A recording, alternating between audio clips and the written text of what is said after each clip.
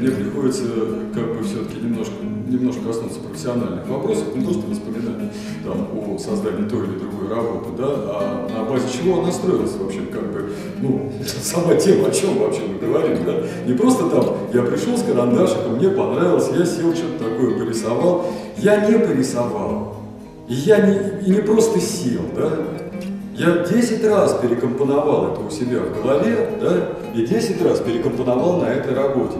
Передвинул массы, передвинул цвета, передвинул акценты, да, перерасставил.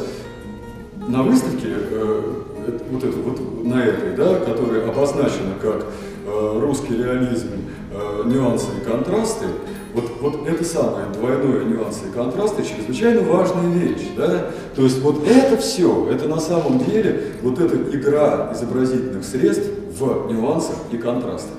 Вот так мыслит художник. При этом нужно еще и, ну, наверное, припомнить Леонардо да Винчи, который говорил, что 80% информации человек осваивает посредством зрения.